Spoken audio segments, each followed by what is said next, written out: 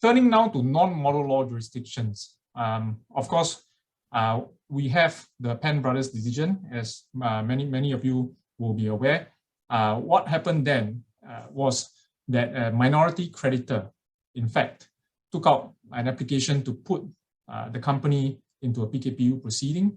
The Indonesian courts declined to do so on the basis of, amongst other things, the fact that there was an ongoing moratoria granted by the Singapore courts, and therefore, given the Singapore proceedings, the underlying debt could not be proved in a simple manner. My colleague, of course, Pak Narada, of course, will delve into that a bit further.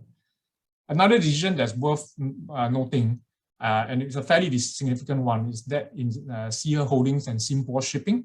Of course, the Xiamen Maritime Court, in fact, recognized the status and the capacity of a judicial manager appointed by the Singapore courts over these two companies. In general, what we understand is that the Chinese courts, where they have recognized foreign office holders, this has been on the basis of treaties between China and the state from which recognition is sought. In this case, Singapore and China did not have such a treaty, but the Chinese courts nevertheless relied on Article 5 of China's enterprise bankruptcy law, which required the Xiamen court to consider whether there was reciprocity between Singapore and China in terms of recognition of judgments.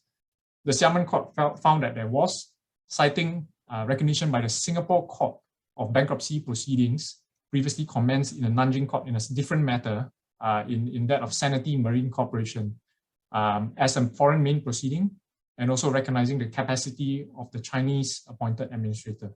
On the basis of this reciprocity, the Xiamen court recognized the status and capacity of the Singapore JM.